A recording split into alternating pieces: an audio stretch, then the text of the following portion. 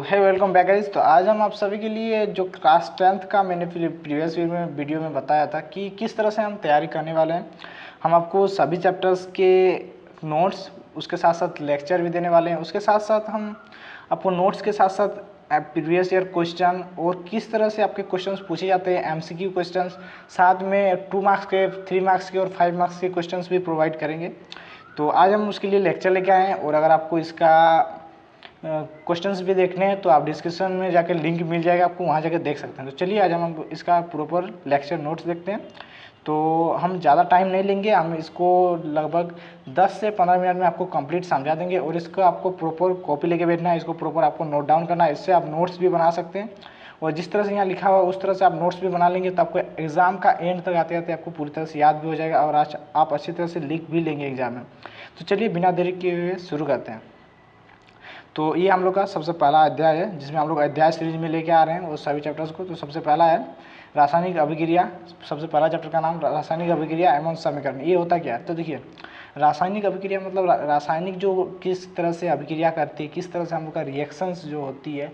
अभिक्रिया का मतलब होता है रिएक्शन, किस तरह से कोई मैटर्स एक दूसरे के साथ रिएक्शन करती है वो, और उसके समीकरण को हम लोग को इसमें दिखाना है कि जो हम लोग का रासायनिक अभिक्रिया होगा उसको किस तरह से हम लोग लिख सकते हैं।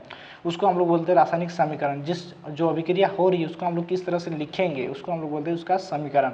और जो रासायनिक अभिक्रियाएँ होगी उसको वो हम लोग का वो रासायनिक अभिक्रिया। अच्छा, रासायनिक अभिक्रिया पहले क्या होती है? तो देखिए, ऐसे परिवर्तन जिसमें नए गुण वाले नए पदार्थ का निर्माण होता है, जिसमें हम लोग का नए गुण वाले नए पदार्थ का निर्माण होगा उसको हम लोग रासायनिक अभिक्रिया बोलते हैं।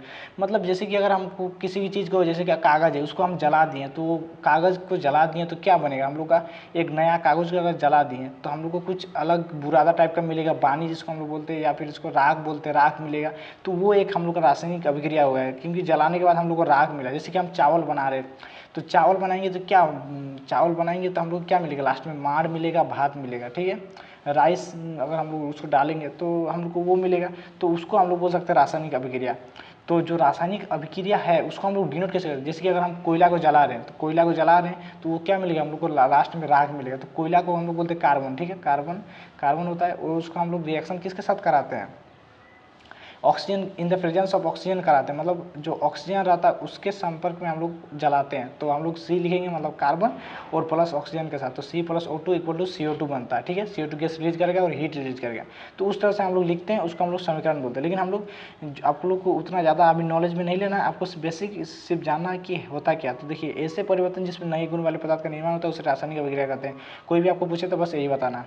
अब जो रासायनिक अभिक्रिया होगा उसमें हम लोग क्या क्या मिलेगा? देखिए, ऐसे पदार्थ जो किसी रासायनिक अभिक्रिया में हिस्सा लेते हैं उन्हें अभिक्रिया करते हैं। देखिए, जो रासायनिक अभिक्रिया में भाग ले रहे हैं, जैसे कि मतलब कोई भी चीज़ हम, जैसे कि आग जला रहे हैं तो आग जला रहे हैं तो हम लोग जैसे कि कोयला को जलाएं तो कोयला जो है वो भाग लिया तो उसको हम लोग अभिकारक बोलते हैं। कोयला भाग लिया प्लस उसमें साइड में ऑक्सीजन है हम लोग का पूरा वायुमंडल में, तो वो भी भाग लेगा तो उसको हम लोग अभिकारक बोलेंगे, ठीक।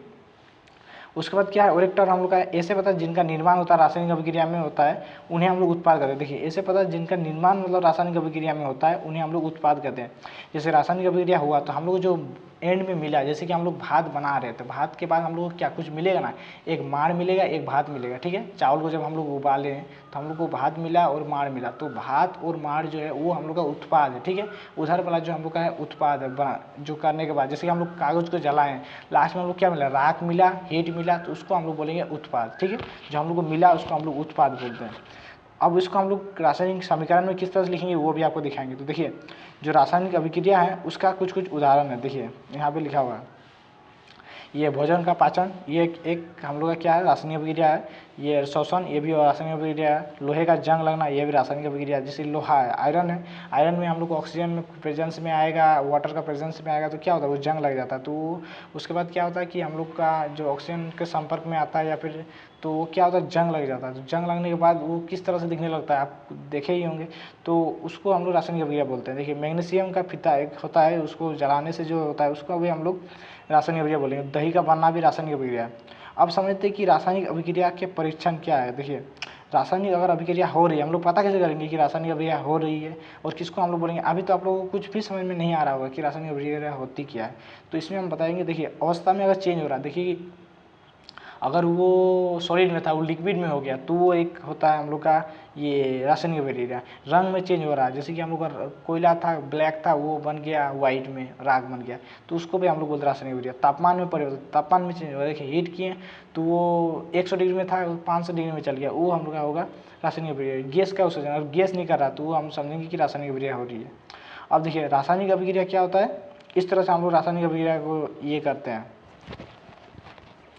देखिए जो हम लोग का LHS होता है अभिकारक होता है, और जो हम लोग का राइट साइड में मिलता है ये हम लोग का एक लेफ्ट साइड में मिल रहा है, एक राइट साइड में मिल रहा है। तो LHS वाला होता है हम लोग अभिकारक, राइट साइड में मिलता है उसको बोलते हैं हम लोग ये उत्पाद। तो अभिकारक में हम लोग का क्या है, देखिए जो हम लोग का है इसको हम लोग समीकरण में लिखे हैं। देखिए जिंक है, जिंक को हम लोग सल्फ्यूरिक अम्ल में डाल दिए तो क्या होगा, दोनों जुड़ेगा और जिंक सल्फेट बनाएगा और हाइड्रोजन बनेगा, तो ये हम लोग को मिला है उत्पाद। और जबकि ये मिला हम लोग को क्या मिला, उत्पाद, जबकि ये हम लोग का क्या था, ये हम लोग का है अभिकारक, जो अभिकारक अभिक्रिया में भाग लिया। जिंक और सल्फ्यूरिक एसिड जो है अम्ल जो है हम लोग का अभिकारक है, ये दोनों उत्पाद है, ठीक है। और वैसे ही इसको यहाँ पे उसको हम लोग का ये रासायनिक समीकरण में इसको लिखा है, इसको शब्द समीकरण में लिखा है, इसको रासायनिक समीकरण में। रासायनिक समीकरण मतलब जैसे जिंक को क्या लिखते हैं, Zn लिखते हैं, और H2SO4 हो जाएगा हम लोग का सल्फ्यूरिक एसिड, सल्फ्यूरिक अम्ल, और इधर हो जाएगा हम लोग का zinc sulphate plus hydrogen gas, ये हम लोग का उत्पाद मिलता है, ठीक है। इस तरह से अभी इतना टेंशन नहीं लेना है आप लोग का। देखिए अब समझते हैं कि रासायनिक समीकरण क्या होता है। देखिए रासायनिक समीकरण क्या होता है उसको समझते हैं। तो उसको समझने के लिए आप सिंपल ये है कि रासायनिक अभिक्रिया, देखिए कोई भी रासायनिक अभिक्रिया तो रासायनिक समीकरण द्वारा निरूपित की जाती है। जो रासायनिक अभिक्रिया होती है कोई भी, तो ऐसी मतलब अभिक्रिया जिसे हम लोग समीकरण द्वारा निरूपित करते हैं उसे हम लोग रासायनिक समीकरण कहते हैं। जिसको हम लोग समीकरण द्वारा निरूपित करते हैं रासायनिक अभिक्रिया, जिसको हम लोग रासायनिक समीकरण द्वारा निरूपित करते हैं उसे हम लोग रासायनिक समीकरण कहते हैं। रासायनिक समीकरण में तत्वों की प्रतीक या अभिकारक और उत्पाद के रासायनिक सूत्र उनकी भौतिक अवस्था के साथ लिखी जाती है। देखिए क्या होती है कि जो रासायनिक अभिक्रिया जो होती है हम लोग का मतलब रासायनिक समीकरण में क्या होता है कि जो रासायनिक अभिक्रिया हुआ उसमें हम लोग अभिकारक में जो है और उत्पाद में जो है उनकी हम लोग क्या कहते हैं सूत्र में या भौतिक अवस्था में लिखते हैं, उसको हम लोग रासायनिक समीकरण बोलते हैं। रासायनिक अभिक्रिया में आवश्यक परिस्थितियां जैसे कि ताप, दाब, उत्प्रेरक आदि को तीर के निशान के ऊपर या नीचे दर्शाया जाता है। रासायनिक अभिक्रिया जब होगा तो हम लोग ऐसे एक साइड में अभिकारक लिखेंगे, एक साइड में उत्पाद लिखेंगे, लेकिन उसके बीच में हम लोग ऐसे एरो का निशान देते हैं तीर का, तो उसका ऊपर में हम लोग दाब या उत्प्रेरक कोई रहता है जो कैटलिस्ट होता है। सब मतलब आपको अभी नहीं पता होगा, लेकिन टेम्परेचर अगर हम लोग टेम्परेचर दे रहे हैं तो हम लोग ऊपर में लिखते हैं, ठीक ना, कि 1000 डिग्री टेम्परेचर दे रहे थे, एरो का ऊपर में या नीचे में लिखते हैं, वो इसमें बताया। आपको इस सबको नोट डाउन करते हुए चलना है, लेकिन फिर भी हमको लग रहा है ये बहुत ज़्यादा थोड़ा बड़ा हो जाएगा, इसलिए हमको इसको जल्दी निपटाना पड़ेगा। तो रासायनिक अभिक्रिया को संतुलन करना किसे रासायनिक, तो देखिए ये जो हम लोग का द्रव्यमान संरक्षण का नियम अगर आप लोग पढ़े होंगे तो पता होगा कि द्रव्यमान संरक्षण के नियम अनुसार किसी भी रासायनिक अभिक्रिया में द्रव्यमान का ना तो निर्माण होता है ना ही विनाश होता है, तो उसको हम लोग क्या बोलते हैं, रासायनिक अभिक्रिया का संतुलन करना। इसलिए हम लोग रासायनिक अभिक्रिया जब भी होगा तो LHS जो हम लोग का लेफ्ट साइड में रहेगा, जो राइट साइड में रहेगा, दोनों का हम लोग संतुलित करते हैं, ठीक है। रासायनिक अभिक्रिया के पहले अभिकारक एवं उसके पश्चात उत्पाद प्रत्येक तत्व परमाणु की संख्या समान होनी चाहिए। देखिए रासायनिक अभिक्रिया जब भी होगी तो इधर का जो तत्वों की परमाणु की संख्या और इधर जितने तत्वों की परमाणु संख्या है वो सभी हम लोग का समान होना चाहिए, इसलिए हम लोग रासायनिक अभिक्रिया को हम लोग संतुलित भी करते हैं। ये बाद में आपको पढ़ना है, लेकिन पहले रासायनिक अभिक्रिया को समझना है, उसके बाद हम लोग उसको संतुलित भी करते हैं, मतलब उसको बराबर करते हैं। क्योंकि द्रव्यमान संरक्षण का नियम वही कहता है कि किसी भी तरफ ना तो निर्माण हो सकता है, ये किसी भी रासायनिक अभिक्रिया में ना तो द्रव्यमान का निर्माण होता है ना ही विनाश होता है। इसलिए अब संतुलित कैसे करते हैं वो इसमें बताया गया है, रासायनिक अभिक्रिया को हम लोग लिखकर संतुलित कैसे करते हैं।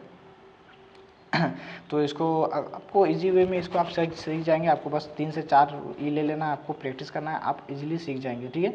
इसको यहाँ पे चरण दिया हुआ है कि पहला चरण में क्या करना है आपको, दूसरा चरण में देखिए ये बहुत ही इजी है। आप देखिए यहाँ पे देखिए Fe + H2, Fe मतलब आयरन है, आयरन मतलब लोहा है, लोहा को हम लोग पानी का संपर्क में ला रहे हैं, H2 मतलब पानी का संपर्क में ला रहे हैं, तो ये बनाएगा क्या, आयरन ऑक्साइड बनाएगा और हाइड्रोजन गैस बनाता है। तो इसको हम लोग को संतुलित करने पड़ा, मतलब समान करने वाला दोनों साइड, तो हम लोग को इसको गिनना है। देखिए इधर एक गो है Fe, इधर Fe 2 गो हो गया, तो हम लोग क्या करेंगे, तो हम लोग को सिंपली कुछ नहीं करना है, इधर 2 गो Fe कर देना है, बस 2 Fe हो गया। अब हम लोग को इधर देखना है कि ऑक्सीजन कितना है, इधर हम लोग का ऑक्सीजन है 3 गो, ठीक है, ऑक्सीजन है हम लोग का 3 गो, और इधर है हम लोग का ऑक्सीजन एक ही है, तो हम लोग को क्या करेंगे, तो इधर हम लोग ऑक्सीजन यहाँ 3 गो है, तो यहाँ 3 गो करने के लिए हम लोग यहाँ 3 दे देंगे, तो ताकि यहाँ इधर 3 गो हो जाए और इधर भी हम लोग का 3 गो हो जाए। तो देखिए ऑक्सीजन भी हम लोग का 3 इधर हो गया, इधर भी 3 हो गया, इधर भी 3 हो गया, ठीक।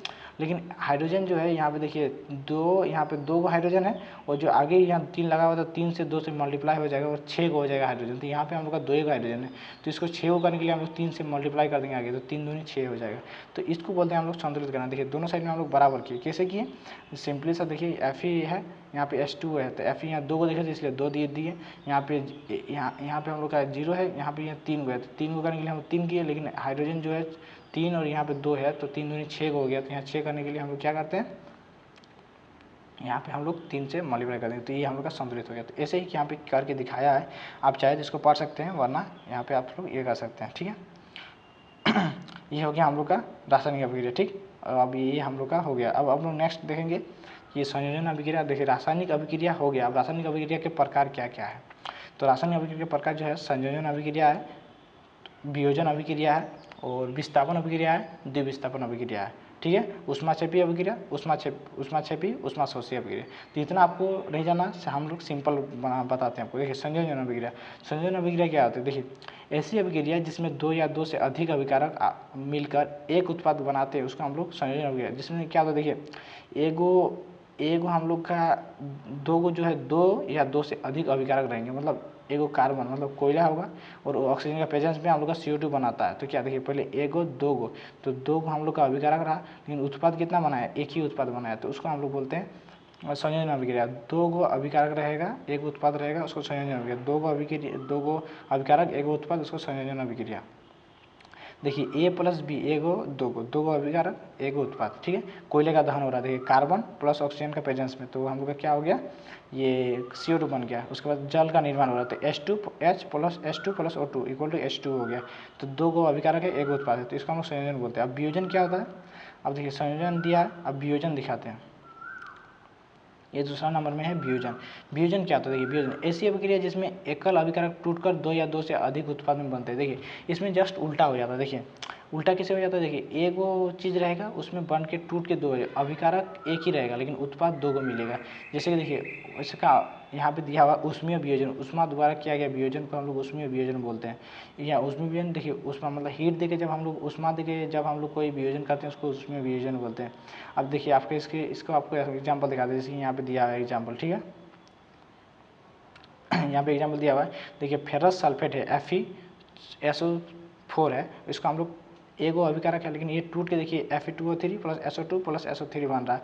Ferric oxide plus sulphur dioxide plus sulphur trioxide ये बन रहा है, तो इसको हम लोग बोलते हैं ये वियोजन अभिक्रिया। जैसे कि यहाँ पे कैल्शियम कार्बोनेट, मतलब ये हम लोग का होता है पत्थर होता है, इसमें हम लोग चूना बनाते हैं, तो ये हम लोग का होता है ऊष्मा देखिए, तो इसको भी हम लोग बोलते हैं वियोजन। जस्ट उल्टा हो जाता है, उसमें 2 को जोड़ के एगो बनता है संयोजन में, वियोजन में क्या तो जो टूट के 2 को जो है एगो जो है टूट के 2 को बन जाता है, ठीक है। एगो टूट के 2 को बन जाता है, एगो टूटता है 2 को बन जाता है, उसको हम लोग बोलते हैं वियोजन अभिक्रिया, ठीक है।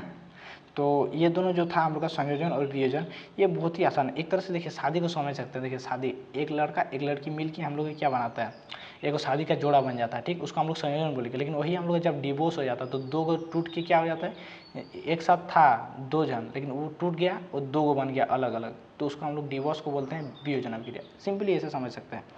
तो बस वैसे ही होता है इसमें। और संयोजन के साथ साथ एक ऊष्माक्षेपी अभिक्रिया आता है। ऊष्माक्षेपी अभिक्रिया में देखिए जब हम लोग का रिएक्शन, जब हम लोग का रासायनिक अभिक्रिया होगी तब क्या होगा, जिन अभिक्रिया में उत्पाद के निर्माण के साथ साथ ऊष्मा का भी उत्सर्जन होता है, जिसमें हम लोग ऊष्मा हीट भी हम लोग को मिलेगा। जैसे कि हम लोग कोयला जला रहे हैं तो हम लोग को हीट भी मिलेगा, तो उसको हम लोग बोलते हैं ऊष्माक्षेपी अभिक्रिया। मतलब जिस अभिक्रिया हम लोग करेंगे उस अभिक्रिया में हम लोग को उत्पाद भी मिलेगा, उसके साथ साथ हम लोग को ऊष्मा भी मिलेगा, तो उसको हम लोग बोलते हैं ऊष्माक्षेपी अभिक्रिया, ठीक है। जैसे हम लोग प्राकृतिक गैस को जला रहे हैं, शोषण हो रहा है हम लोग के साथ, जैसे कोयला जला रहे हैं या फिर शोषण हो रहा है, जैसे कि सांस ले रहे हैं हम लोग, तो वहाँ पे हम लोग को हीट भी मिलता है। देखिए अंदर में हम लोग सांस लेते हैं, वहाँ पे जलता है, वहाँ पे हम लोग को हीट भी उत्सर्जन होता है वहाँ पे, और हम लोग का क्या होता है, ग्लूकोज मिलता है, ठीक है। उसके बाद वियोजन हो गया, उसमें वियोजन हो गया। अब हम लोग विद्युत वियोजन समझते हैं। देखिए जब हम लोग इलेक्ट्रिसिटी, जब विद्युत होता है हम लोग का, विद्युत धारा का यूज करके जब हम लोग वियोजन कराते हैं तो उसका हम लोग उस विद्युत वियोजन बोलते हैं। विद्युत धारा का प्रभावित कर होने वाला वियोजन को हम लोग विद्युत वियोजन बोलते हैं। आप लोग विद्युत धारा अगर पढ़ेंगे, आप करंट के बारे में पढ़ेंगे, तो उसमें क्या होता है, हम लोग दे के उसको हम लोग वियोजन कराते हैं, मतलब टूटाते हैं। जैसे कि वाटर है, जल है, पानी है, मतलब जब जल को हम लोग विद्युत धारा मतलब करंट देते हैं तो वो टूट जाता है H2+O2 में, तो उसको हम लोग बोलते हैं विद्युत वियोजन। ठीक है, ये भी आसान था आपका। अब प्रकाशीय वियोजन क्या होता है, देखिए जब हम लोग सूर्य का प्रकाश की उपस्थिति में होता है वियोजन, उसको हम लोग बोलते हैं प्रकाशीय वियोजन। जैसे कि AgCl3 होता है, AgBr होता है, इसको हम लोग Ag+Cl2 में तोड़ते हैं तो उसको हम लोग बोलते हैं प्रकाशीय वियोजन। अब उष्मा शोषी अभिक्रिया क्या होता है, देखिए हम लोग उष्मा छेपी पढ़े थे, अब उष्मा शोषी अभिक्रिया क्या होती है। देखिए जिन अभिक्रिया में अभिकारक को तोड़ने के लिए उष्मा और प्रकाश या विद्युत ऊर्जा की आवश्यकता होती है उसमें हम लोग उष्मा शोषी अभिक्रिया बोलते हैं। देखिए कोई अगर अभिक्रिया हो रहा है, अभिकारक को तोड़ने के लिए हम लोग को क्या चाहिए, उष्मा चाहिए, मतलब उष्मा शोषी मतलब उष्मा का शोषण करेगा, मतलब उष्मा लेगा तो उसको हम लोग बोलते हैं उष्मा शोषी अभिक्रिया। जैसे कि हम लोग कोई ये कर रहे हैं, जैसे कि हम लोग को ये कैल्शियम कार्बोनेट है, लाइमस्टोन है, उसको कैल्शियम कार्बोनेट को अगर हमको तोड़ना है, इसको हमको तोड़ना है तो उसको हम लोग तोड़ने के लिए हम लोग क्या चाहिए, हीट चाहिए, उष्मा चाहिए, तो उसको हम लोग बोलते हैं उष्मा शोषी। ये टूटेगा क्या, CaO+CO2 में टूटेगा, तो इसके लिए क्या हमको चाहिए, इसके लिए चाहिए हमको हीट, उष्मा चाहिए, तो उसको हम लोग बोलते हैं उष्मा शोषी अभिक्रिया। देखिए आपको याद रखना कि उष्मा, जैसे हम लोग को उष्मा की आवश्यकता होती है उसको हम लोग बोलते हैं उष्मा शोषी अभिक्रिया। ठीक है, ज़्यादा ये नहीं है, आपको ज़्यादा टफ नहीं है, बस आपको आप अगर अच्छे से पढ़ेंगे तो आपका ये हो जाएगा। ठीक है, और इसको आपको प्रॉपर नोट्स बना लेना है, जो हम आपको नोट्स प्रोवाइड कर रहे हैं, इसको आप 5 से 10 बार पढ़ेंगे, मतलब 5 बार अगर आप देख लिए ना 5 दिन 10-10 मिनट करके, तो आपका ये हो जाएगा। उसके बाद विस्थापन अभिक्रिया, इन अभिक्रियाओं में से अधिक क्रियाशील तत्व कम क्रियाशील तत्वों के साथ यौगिक कर विस्थापित कर देता है। इसमें क्या होता है, विस्थापन हो जाता है। मतलब देखिए अगर आपकी कोई गर्लफ्रेंड है, मतलब सिंपली अगर आसानी से अगर समझना है, देखिए अगर आपकी कोई गर्लफ्रेंड है, ठीक है, तो क्या हुआ कि आप मतलब ये आपकी नहीं थी, अगर आपके दोस्त की कोई गर्लफ्रेंड है, ठीक, वो लेकिन आप अपना दोस्त ज़्यादा अपने दोस्त से मतलब ये थोड़ा, जैसे कि अगर एग्जांपल दे कि आप ही का मान लीजिए आप ही का गर्लफ्रेंड है, ठीक, आपका दोस्त अगर आपसे ज़्यादा थोड़ा अमीर है तो आपको आपकी गर्लफ्रेंड छोड़ के चली गई आपके दोस्त के पास, तो क्या होगा कि एक तरह से देखा जाए तो वो अमीरी देख के वो चल गई, आपको कमज़ोर देखी इसलिए, तो ऐसा होता है कभी कभी, तो उसको हम लोग बोलते हैं विस्थापन अभिक्रिया, मतलब वो विस्थापित हो जाती है एक जगह से दूसरी जगह। तो ऐसा ही यहाँ पे होता है। Fe+CuSO4 जो होता है वो देखिए ये Fe CuSO4 के साथ Cu था, ठीक है, अब क्या होगा Fe चल जाएगा FeSO4 के पास और Cu अलग हो जाएगा, अकेले हो जाएगा। यहाँ पे Fe अकेला था, यहाँ पे Cu अकेले हो जाता है, यहाँ इधर अभिकारक में Fe अकेले था लेकिन उत्पाद में Cu अकेला हो जाता है, तो इसको बोलते हैं विस्थापन अभिक्रिया। देखिए इन अभिक्रिया में अधिक अभिक्रियाशील धातु जो है कम क्रियाशील तत्वों के साथ अभिक्रिया करके, मतलब जो हम लोग का अधिक अभिक्रियाशील है, जैसे Fe जो है अधिक अभिक्रियाशील मतलब थोड़ा अमीर है, तो क्या होता है वो Cu को हटा देता है और FeSO4 को बना देता है और Cu अलग हो जाता है, इसको हम लोग विस्थापन अभिक्रिया बोलते हैं। अब यहाँ पे हम लोग का जो ये सब हम लोग का यूज कहाँ होता है, देखिए अब विस्थापन अभिक्रिया, लोहे की कील पर भूरे रंग की कॉपर की परत जम गई तो CuSO4 नीले विलयन का रंग हरा FeSO4 के निर्माण के कारण हो गया। देखिए मतलब जिंक कॉपर से अधिक अभिक्रियाशील तत्व है इसलिए ऐसा होता है। अगर मतलब ये कब होता है, देखिए लोहे के कील पर भूरे रंग की कॉपर की परत जम गई, देखिए लोहे की कील Fe है वो, उसमें हम लोग का भूरे रंग का कॉपर का एक कॉपर सल्फेट का ये परत जम जाती है, तो कॉपर सल्फेट के नीले विलयन का रंग हरा FeSO4 के निर्माण के कारण हो गया, तो उसको हम लोग बोलते हैं, मतलब ये हम लोग का जो विस्थापन अभिक्रिया के कारण होता है। और द्विविस्थापन अभिक्रिया जिसमें दोनों का विस्थापन होगा, दो जन है, इधर भी एक इधर भी एक, दोनों अलग अलग हो जाए। देखिए सोडियम सल्फेट है, बेरियम क्लोराइड है, लेकिन यहाँ बेरियम सल्फेट हो जाएगा, सोडियम क्लोराइड। देखिए सोडियम के साथ यहाँ सल्फेट था लेकिन यहाँ बेरियम के साथ सल्फेट हो गया, और बेरियम के साथ क्लोराइड था लेकिन यहाँ सोडियम के साथ क्लोराइड हो गया, मतलब जस्ट उल्टा हो जाता है, ये चल जाता है, बेरियम सल्फेट के पास चल जाता है और सोडियम जो है क्लोराइड के पास चल जाता है, ठीक है, और जो सल्फेट था वो बेरियम के पास चल जाता है और जो क्लोराइड था वो सोडियम के पास चल जाता है, मतलब उल्टा हो जाता है। जस्ट बेरियम के साथ क्लोराइड था लेकिन बेरियम के साथ यहाँ सल्फेट आ जाता है, मतलब उल्टा हो जाता है बस, उसको हम लोग बोलते हैं उपचयन। अपचयन क्या बोलते हैं, देखिए उपचयन जब किसी पदार्थ के ऑक्सीजन की वृद्धि होती है, जब किसी में ऑक्सीजन का वृद्धि होगा उसको हम लोग उपचयन बोलते हैं, और जब किसी पदार्थ में हाइड्रोजन का ह्रास होता है, हाइड्रोजन का कमी होगी या ऑक्सीजन का वृद्धि होगी उसको हम लोग उपचयन बोलते हैं, ठीक है। जैसे कि C+O2 या ऑक्सीजन क्या हो रही है, हम लोग वृद्धि हो रही है तो इसको उपचयन बोलेंगे। देखिए यहाँ हाइड्रोजन देखिए CuO+H2 ये Cu+H2 होती है, ठीक, ये हाइड्रोजन यहाँ पे था, ऑक्सीजन का ह्रास हो रही है, ठीक है इसमें, तो ये भी हम लोग का ये नहीं है, ऑक्सीजन इसमें जुड़ रहा है तो इसको भी, इसलिए इसको भी हम लोग जब किसी पास हाइड्रोजन का ह्रास होता है तो उसको भी हम लोग उपचयन बोलते हैं। अपचयन क्या होता है, अपचयन में जस्ट उसका उल्टा होता है, जब किसी पदार्थ में ऑक्सीजन का ह्रास होता है, ऑक्सीजन की कमी हो जाएगी, तब ये होगा। जैसे कि यहाँ उपचयन हो गया, देखिए यहाँ ऑक्सीजन हट गया, यहाँ खाली हो गया, उसको हम लोग अपचयन हो गया। जब किसी पदार्थ में हाइड्रोजन की वृद्धि होती है, देखिए हाइड्रोजन जुड़ गया, तो इसको हम लोग उपचयन बोलेंगे। हाइड्रोजन का ह्रास होना, हाइड्रोजन कम हो जाना, उसका हम लोग उपचयन बोलते हैं। तो जब किसी पदार्थ में हाइड्रोजन की वृद्धि होती है, अगर वृद्धि हो गई तो अपचयन बोलेंगे। लेकिन इसमें क्या हो रहा है कि जुड़ जा रहा है, देखिए H2 है, यहाँ ऑक्सीजन के साथ यहाँ जुड़ गया, तो मतलब ये उपचयन हो रहा है। ठीक, यहाँ पे उपचयन हो रहा है। इसमें जो था यहाँ पे दिखाया गया था, ये भी हम लोग का उपचयन अपचयन होता है, मतलब इसमें दोनों होता है। ऑक्सीजन यहाँ पे हट गया, जिसको हम लोग ऑक्सीजन हट गया मतलब अपचयन बोलेंगे, इसको बोलेंगे। लेकिन जब ऑक्सीजन यहाँ पे देखिए जुड़ रहा है, तो इसको हम लोग उपचयन बोलेंगे। हाइड्रोजन जुड़ रहा है इसमें, मतलब हम लोग उपचयन बोलेंगे। हाइड्रोजन का ह्रास होता है, उसका उपचयन बोलेंगे। देखिए उपचयन हो रहा है, मतलब थोड़ा डाउट होगा आपको, और इसको हम लोग थोड़ा जल्दी बता रहे हैं। देखिए अब संचरण क्या होता है, देखिए जब कोई धातु आर्द्रता अम्ल आदि के संपर्क में आती है, जैसे धातु के ऊपरी परत कमजोर हो जाता है, उसको हम लोग संचरण बोलते हैं, संचय। ठीक है, ये सब आपको देख सकते हैं, लोहे की वस्तु पर जंग लगना, ये सब है। इसको हम लोग यश लेपन या विद्युत लेपन या पेंट करके हम लोग इसको दूर कर सकते हैं। ठीक है, इसको याद रखना।